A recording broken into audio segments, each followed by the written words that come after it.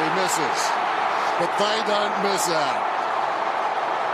Their day, their year, their joy.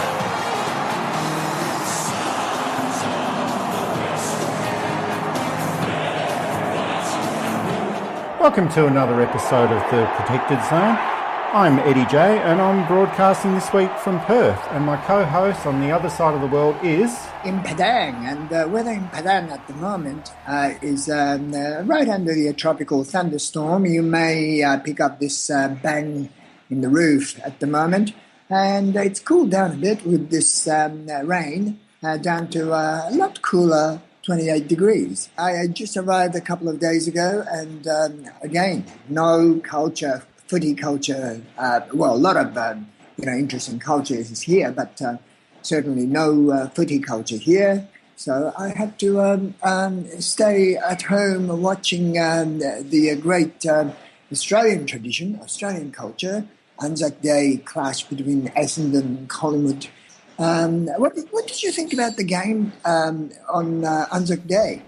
Well, I did watch the game today. It was the Collingwood versus Essendon match, and that's been a traditional hallmark of the AFL season since 1995, and I think it was quite a gripping match. Yes, it stood up to the expectation, no matter where the respective ladder positions, those two teams play pretty gritty games of footies, and to that on Anzac Day, it just stood up to the expectation, I thought.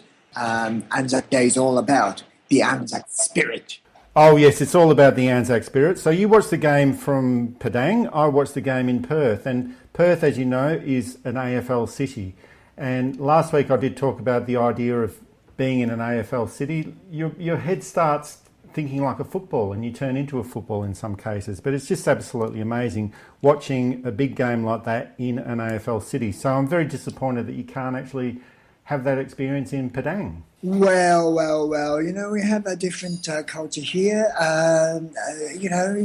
Whenever I mention footy or football, they immediately think about soccer, and Padang has got the team in whatever league it is, and certainly attracts some number of people for much, but nowhere close to the sort of numbers the AFL got in this round, Anzac Day round. They got some enormous number of people coming to see the games live, which is great to see.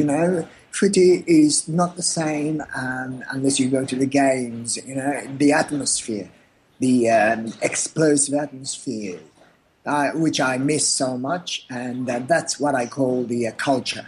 Well, you're absolutely right about that. Now, Collingwood versus Essendon, that was a huge match played on Anzac Day. The other big match that I noticed was the Fremantle versus North Melbourne match. That was an absolute thriller. At the end, it was decided by only 5 points. Yes, North Melbourne seems to be, this year anyway, it's very good at, churning out that sort of thrillers, and they seem to be on the wrong side all the time, honourable losses. Now, North needs to lift their games. I mean, it's, as we have discussed in the past, it's good to have honourable losses, but they can't keep doing this. And, close games are great, but for the spectators, but North Melbourne players surely feel like, we would like to take any wins than, these close thrillers. Well, last week you actually did predict that North Melbourne would have another honourable loss this weekend, and that's absolutely what happened. They lost by 5 points, as I mentioned, but what's behind these honourable losses? How many honourable losses can a team have, and why do they happen so often to particular teams?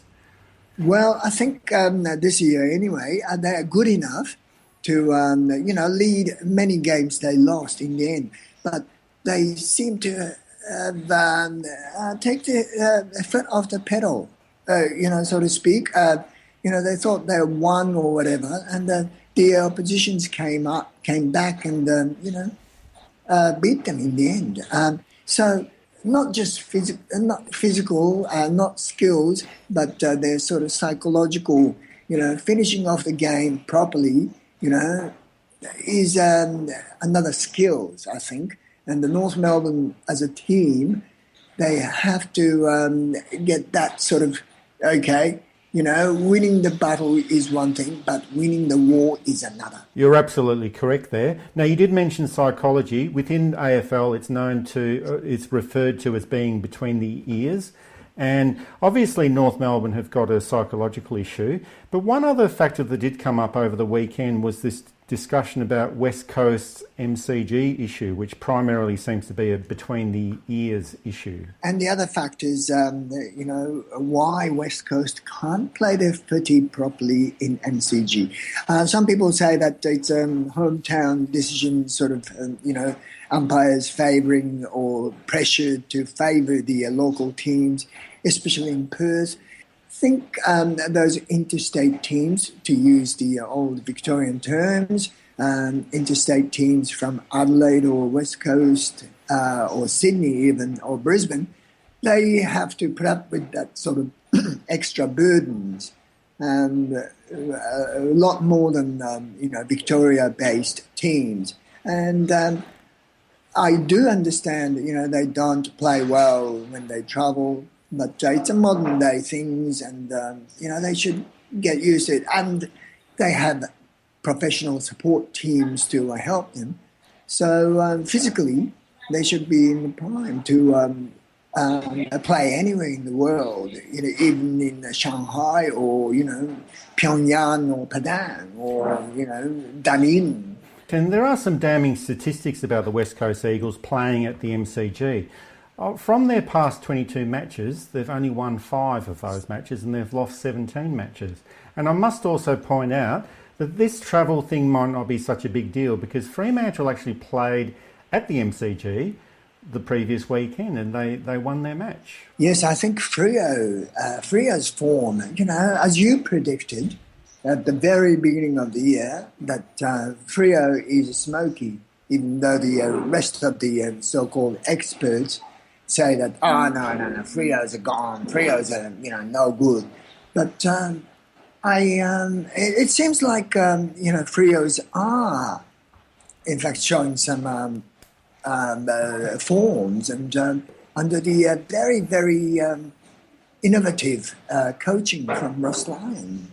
Ross Lyons, a few rounds back, got rid of a quarter of a team and got new blood, but it worked and it's working. Yes, it's a very innovative technique that he introduced there. Now, everyone in the media, including us, we were talking 3 weeks ago that Ross Lyon would be gone by the end of this season, and as usual, we've got egg on our faces, and his team has won 3 games in a row. So they're playing in the Western Derby this weekend, and that's the main reason why I'm in Perth at the moment. But other coaches that we did discuss a couple of weeks ago as having their heads on the block, Nathan Buckley. I think he's got Buckley's chance for his namesake, but the way the Pies are travelling is very, very sad in a way. There's no promise. There's nothing. The way they went down, there seems to be some communication problem, as we discussed last week. I wouldn't suggest that there is a rift or at least a communication problem between the coach and the players. The players Collingwood team had, they should be able to perform a lot better. But somehow they don't. Yes, well, something definitely is going on there. But it's actually the worst start to a season for Nathan Buckley's coaching career. So things are not looking so well there. So I think we need to watch this space over the next couple of weeks, or maybe over the next couple of months. We'll just have to see how things go. Now, the other big match that I think we need to have a look at is the Battle of the Bridge, or the Battle of the Bridges. Greater Western Sydney against the Sydney Swans. Yes, the Pyrmont Bridge won. Yes, they did. And as we did predict that the Greater Western Sydney would more than likely win this match, Sydney Swans are at the bottom of the ladder for the first time since 1999. looking at the match on the weekend, they just looked very tired. They looked like they were totally spent, and they started off the game very, very well, kicked the first 4 goals of the match, but then it all fell apart for them. Greater Western Sydney kicked the next 9 goals, and they just controlled the match after that point. And Greater Western Sydney looking incredibly slick and sharp, as we've talked about many, many times over the past few weeks.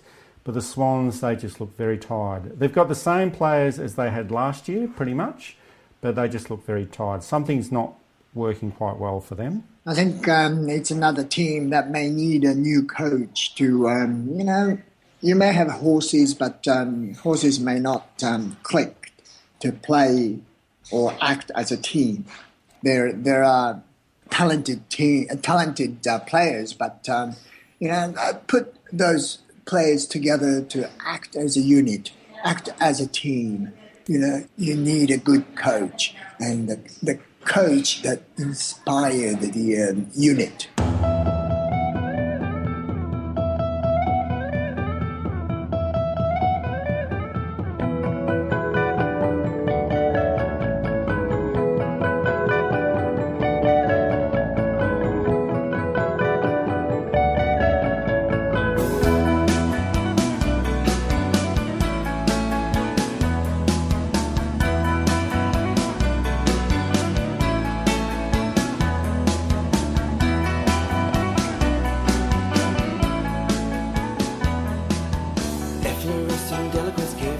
Now, we've had 5 rounds of the season completed and the season is starting to take shape. What's your assessment of the shape that it's taking on so far this season? I think, as we have discussed, Sydney Swans are sitting at the bottom, or Hawthorn very close to the bottom, even though they registered their first win of the season last week, is a bit of a surprise.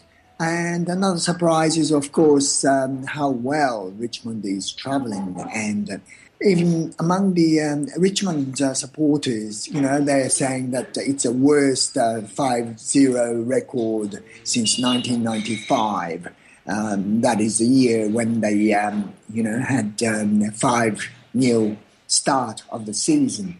In that year, how did they end up? Do you remember, Eddie? Yes, they made the preliminary final in 1995, but they were thrashed by Geelong to the tune of 89 points in the preliminary final. So they did make the Final Four that year, but they didn't make the grand final. So is that going to be repeated this year? I mean, the way they are playing, it's, kind of convincing, kind of attractive. Players like Rewald kicking goals and Dusty, playing his Dusty role, and Tigers is thereabout, and got the plenty of Richmond supporters excited. But what do you reckon? I think they're doing quite well. It's better to win than to lose, and of course, the further you go into the season, the closer you get to the end of it, which is the grand final. They look like the real deal. And we will find out on the weekend when they do play Adelaide, but we'll get into that discussion a bit later on. But yeah, they definitely are the surprise package for me this year. And I think there's no other real surprise packages. The disappointments, we can certainly go through the disappointments, have been the Sydney Swans and North Melbourne, as well as Hawthorn, even though they did win their first match of the season last weekend. That was rather convincingly, though, even against the travelling West Coast Eagles. Yes, it was a convincing victory for them. As far as I'm concerned, the 2 best teams at the moment are Adelaide and Geelong. And if you ask me right now who's going to play in the grand final this year, I'd say that it would be Adelaide and Geelong. Yes, it's hard to argue against that. Looking at the ladder after 5 rounds, Adelaide and Geelong sitting at the top with a healthy margin, and Richmond at the 3rd. And, no other teams down below are really threatening, other than last year's grand finalist or the premiership winner, Western Bulldogs. They will be thereabouts, and the Giants promising. But below that, Essendon snuck into top 8 after the great win against the Collingwood last weekend. No other teams seems to be, really threatening. No, not at the moment, and it is a long season, but it's good to be a front runner where you just look at the ladder after round 5 and you say, who are the top 2 teams? Let's go for those 2.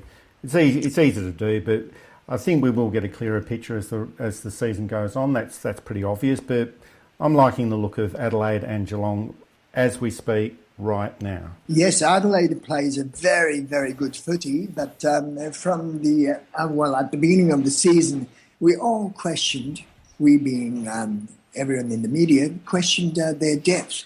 And, further down the season, their depth will be questioned. I mean, no one, knows. It's a long season, while Geelong has got the certain depth. So you may be right, Geelong, may prevail. Adelaide, yeah, thereabouts. But we still cannot discount Richmond and GWS.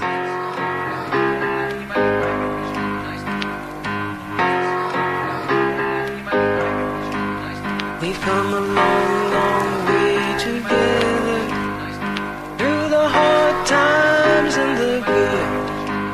I have to celebrate you, baby. I have to praise you like I should.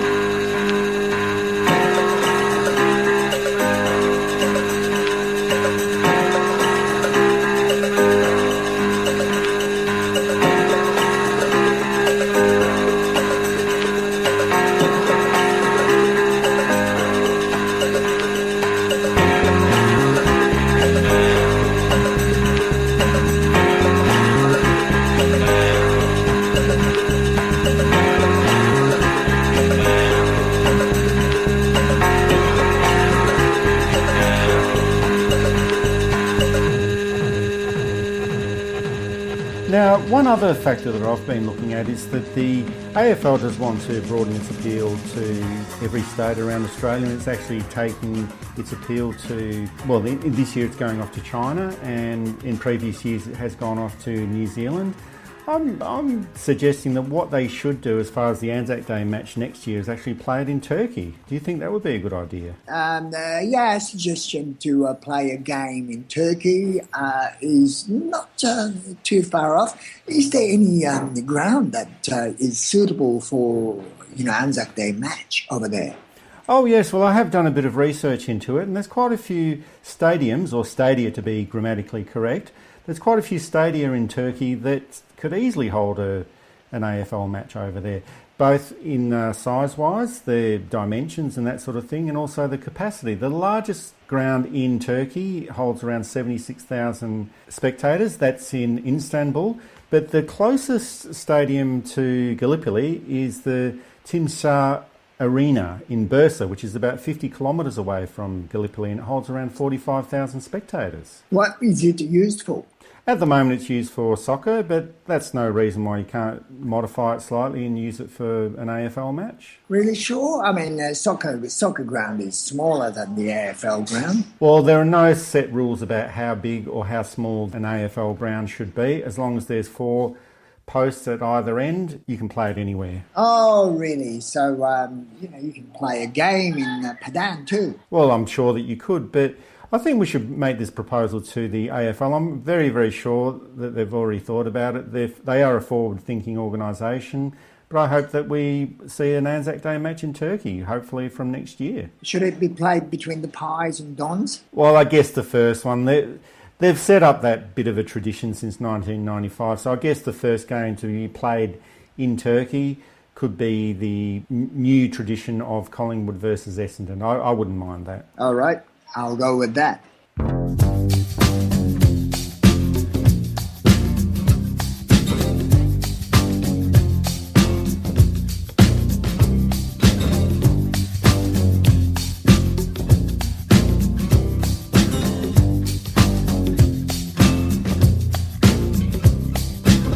It started out when I was cleaning dishes and the phone rang in the hall. Now, every week on this Protected Zone, that is a program to discuss anything, everything, and whatever about the AFL, is team songs. And this week, we will look at the Richmond Tigers, the form team at the moment of the 2017 season. Richmond Tigers have got the good songs, a good song, and we'll just have a listen to it.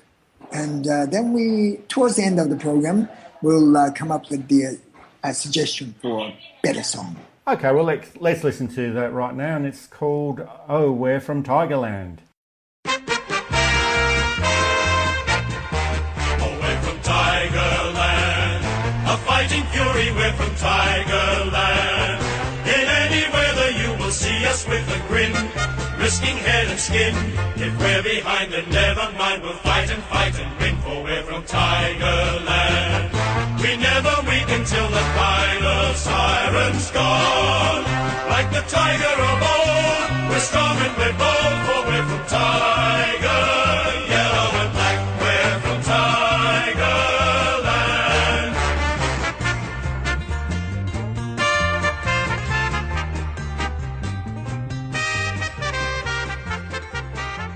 Now, Lynn, what can you tell me about Oh, We're from Tigerland?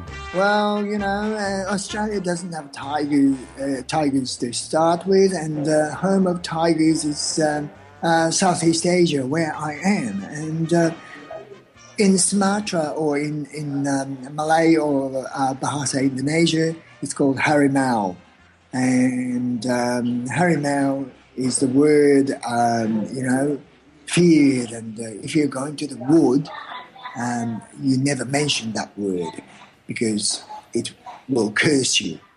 So local people use the word iniak instead when you're in the forest and saw the tiger. And iniak is a slightly less daunting word, while harimau is more sort of revered word. Well, I'm looking forward to listening to Tiger's song at the end of the program, but the current one was actually written in 1962, or at least the lyrics were written in 1962, and it was adapted to the theme tune of Row, Row, Row. I must admit I've never actually heard that song, but it's a show tune from the Ziegfeld Follies of 1912. But before that time, they used to use the words that were sung to the tune of Waltzing Matilda. Ha! They can't do that. They can't. Then they have to call themselves, Richmond Matildas, like a soccer team we have in Australia. Well, I don't know what they would have done at that time, but I'm sure that there's copyright issues that need to have been taken into account, and especially when you look at what happened with the Men at Work song. That one, yes. But the song you will hear towards the end of the program is actually called Kaiketsu Harimau, the theme song from the old TV series aired in Japan in 1960s. But it was set in the pre-independence Indonesia, and this guy with the cool turban and cool sunglasses on, helping the locals against the white colonialists, and it is kind of fun. And I think the Richmond Tigers will appreciate this song. I mean, it's quite singable. Oh, fantastic! Well, I look forward to listening to that at the end of the program, and I'm sure that our listeners will as well.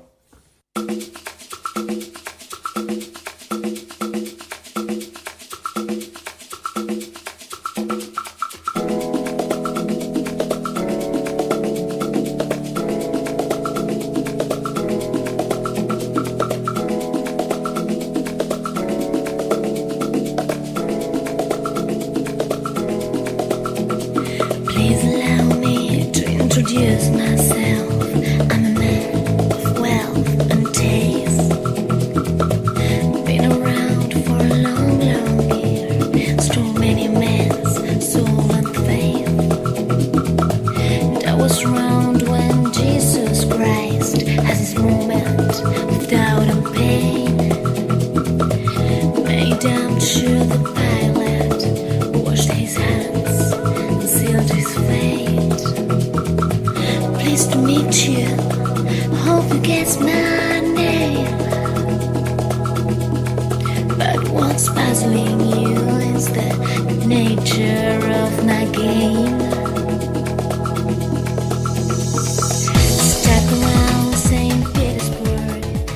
So we've got round 6 coming up this weekend, and we've got a smorgasbord of 9 AFL matches.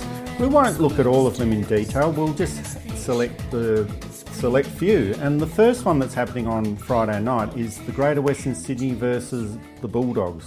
That would be quite interesting one. Both teams are high on the ladder, and they would be certainly contenders for grand finals. Grand final we talked about.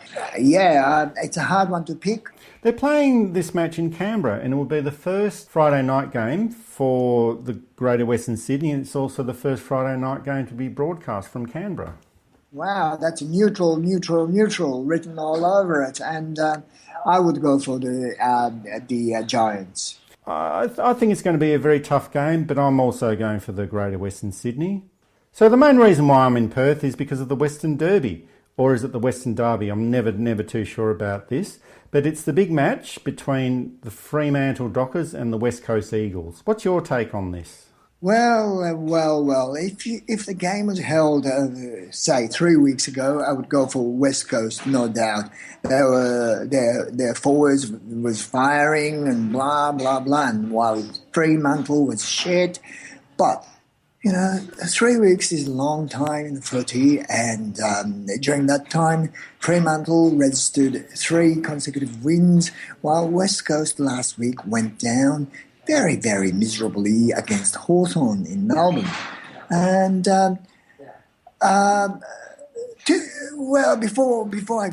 before I give you a tip, why is it called Derby? Isn't it Derby? I'm not exactly sure, but I think they've got some issues with grammar on the Western Seaboard. I don't think that the education system is up to scratch over here, so they look at it phonetically and think it must be Derby rather than Derby, which is the way that it would have been pronounced in England. Well, that's what I thought, and English as a second language, I always thought it's a Derby, but it's pronounced Derby. Yeah, okay. Anyway. For the as far as the current form is concerned, I would go for Fremantle. Purple haze will dominate. Yes, this one is very difficult to work out because the West Coast Eagles, they're like a bunch of teenagers. Like when they're at home, they run amok, they control the situation, but then when they're away from home, they're lost. They don't know what to do. They don't know how to work things out. They can't do anything. It's like teenagers moving out of home. They just can't organise themselves. And I think the West Coast Eagle has got that same problem. When they're back at home, they're a completely different team. So it's a really hard one to work out because, as you say, Fremantle Dockers, they won their last 3 games and they've been playing very well. West Coast Eagles, not so good, but they are playing at home. Yes, both of them are playing at home, aren't they? Yes, they are. So it's a family feud kind of thing. Oh, yes, exactly. And when these Western Derby or Derby matches are played, Perth comes to a standstill. Wow, I would like to see that. Is it just like a Ramadan here? And you may pick up in the background, it is a call to prayer time, and all the mosques around here went berserk. It's just like atmosphere is so good. I mean, if you're not a footy person and a religious person, this is kind of heaven. Well, Ramadan does go on for about a 4-week period. So a West Coast versus Fremantle match is like Ramadan compressed into 2.5 hours. It's sacrosanct. Mini Ramadan. So who do you go for, Eddie? It's really difficult to say, but I'd say that the West Coast Eagles will probably pull this one off. Whoa, it's a big call. Yes, it is. Now, the other big match for this weekend is Richmond versus Adelaide. It's the big match being played in Adelaide this weekend. Yes, it's a top-of-the-table clash as opposed to a Carlton and Sydney bottom of the ladder, scraping the bottom kind of thing on Saturday. Let's go to the top-of-the-table thing, Adelaide and Richmond. Yes, Adelaide are playing very, very attractive kind of footy, while Richmond, as we have sort of mentioned, everyone's questioning, is that because they're easy draw and, worst 5-0 record. But nonetheless, it is top of the table, top of the ladder battle. And where did you say are they playing? This match is being played in Adelaide. Oh, that gives a big advantage to Adelaide.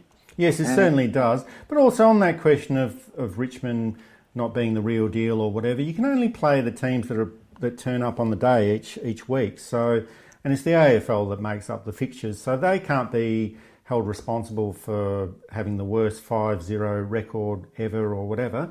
The only top team that they have played in those first 5 rounds has been West Coast, and that was in the wet.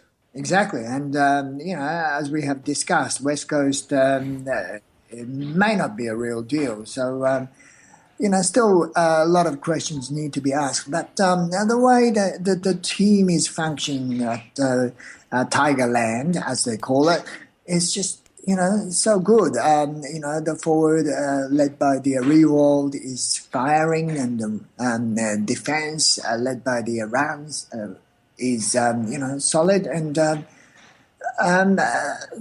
they are sort of getting into the form, and at least Hardwick's head is secure.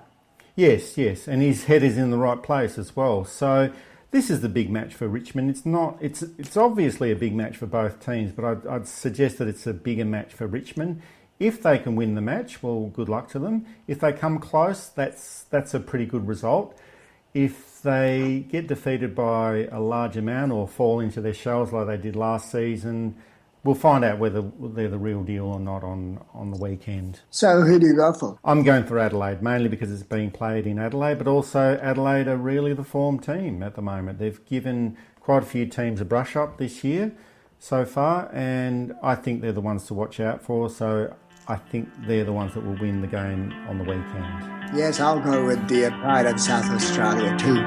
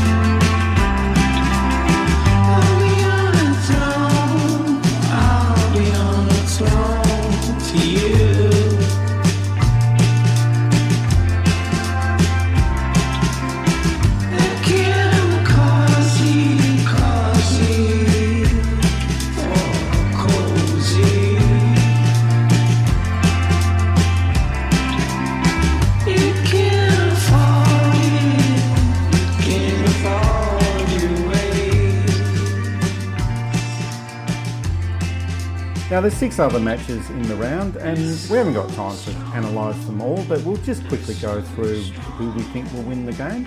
First one to look at is Hawthorn versus St Kilda. Well, it's an interesting one. Hawthorn is that, bounce back. Is that real? And, St Kilda is they're about team, and, it's interesting that aspect. Hawthorn season's still alive. Interesting. I think I'll have to go for Hawthorn, mainly because of their performance last week. St Kilda, not quite at the moment. I think next season will be their big year, but this year it's another year of development. I think the Saints will prevail. Next match is Carlton versus Sydney. Now, who would have thought that this would be the battle of the cellar dwellers? Yes. And it's played at the MCG, and, Carlton's playing the grand finals every week. And if it is wet, Carlton may prevail. But if it is fine, it's all Sydney. Well, I did check out the statistics for both teams, and they're very, very similar. Sydney is playing like a team that you'd expect to see at the bottom of the ladder. And Carlton not much better or not much worse. It's a tough one to work out, but I agree with you. Sydney should be back on the winners list this weekend. The other match is Brisbane versus Port Adelaide, and that one's being played in Brisbane. Port. Port by a lot or a little bit? A lot. I tend to agree with you there. North Melbourne versus Gold Coast. This is a very difficult one to predict. Well, it's not. I mean, we know the result already. North Melbourne going down in another honourable loss. So another 1 point defeat for them? Yeah, unfortunately. Well, I think it depends on which Gold Coast team turns up on the weekend, but they are playing in Melbourne.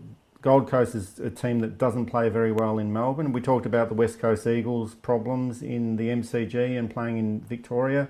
I tend to think that North Melbourne will notch up their first win for the year this year. Whoa, big call. It's controversial, I know, but that's what I'm sticking to.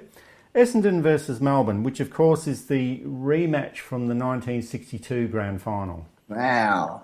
And in that game, who won? Essendon. Wow. The Dons, can they keep on their good form? They did. But one of the issues from ANZAC Day fixtures is that, the following week, the opponents will have, a few more days of a rest. And I think Melbourne, even though they run out of ruckman, but, it's a hard one, but I'll go for Essendon. Okay, well, I'll be going for Melbourne on that one, mainly because Essendon played on the Tuesday. They've got less time to recover. Melbourne did play very well against Richmond on Monday. They, of course, didn't win the game, but for me, Melbourne will come back to the winners list. The final match of the round is Geelong versus Collingwood, which, of course, is the 2011 Grand Final rematch. I think it's a repeat performance again. Geelong too good for Collingwood.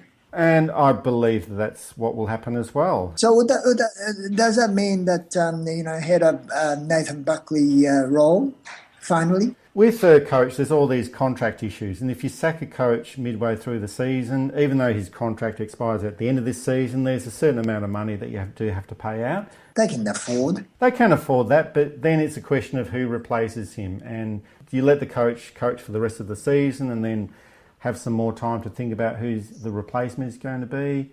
It's a tough question, but I think that he'll probably hang on there for some time. It's like election. Oh, well, who should we have instead of Donald Trump or Barack Obama or the Malcolm Turnbull? It is the fact that we have to get rid of them, and the alternative has to emerge from somewhere else. Anyone better than anyone other than Nathan Buckley at this stage. I mean, even I can think of a few names. Someone who can kick the goals in front of goals. That is the way to win the match. That's what's missing from the Collingwood. I mean, the game on ANZAC they showed they missed so many set shots, and that's the basic of the game.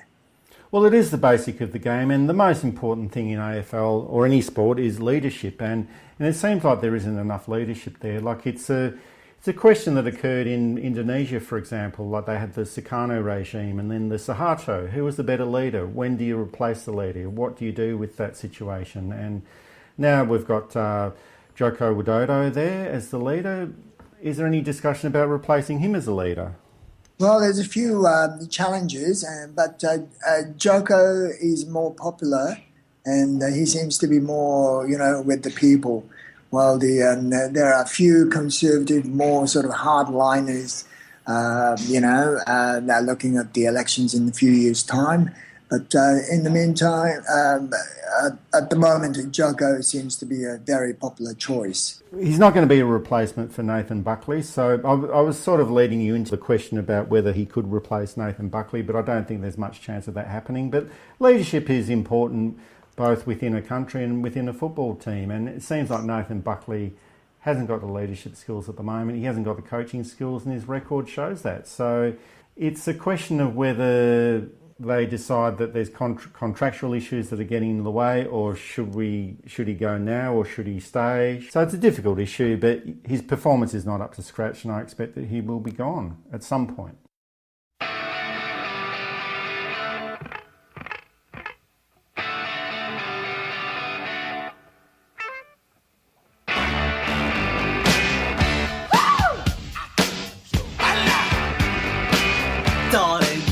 to let me know. Should I stay or should I go? If you say that you are mine, I'll be here till the end of time. So you got to let me know. Should I stay or should I go? It's always tease, tease, tease. You're happy. So I believe that you had one haircut that you wanted to. Oh, the best hairdo I've seen on ANZAC Day was McDonald Tipungwuti. He was fantastic as a player, but his hairdo, whoa! I was so impressed. Unfortunately, because this is a podcast, we can't actually show you a picture of it. So we'll keep a lookout for other haircuts and hairstyles that are absolutely amazing in this game of AFL, and there are quite a few out there.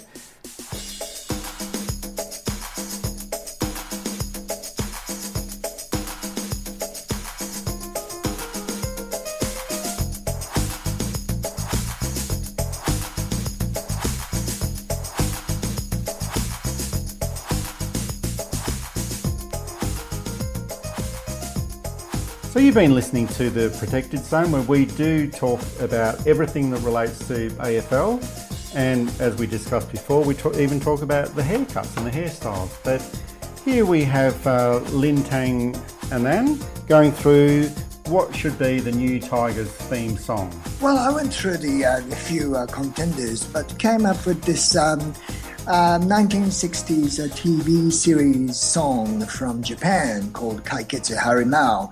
Harimau being the word in Bahasa Indonesia, meaning tiger. I thought this is very appropriate. I think the Tigers fans will love this. Okay, well, let's listen to it, and we'll be talking to you next week. See you around, Eddie.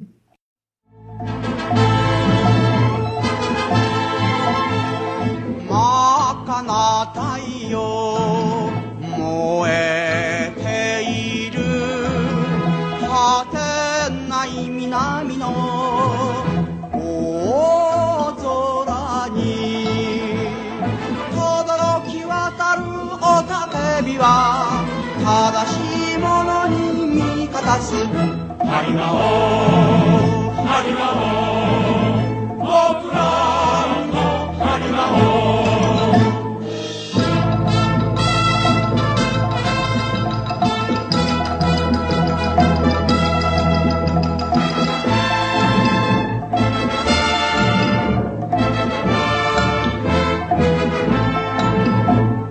天地ならし吹きまくる嵐の中もまっしぐらどとも岩もじくだき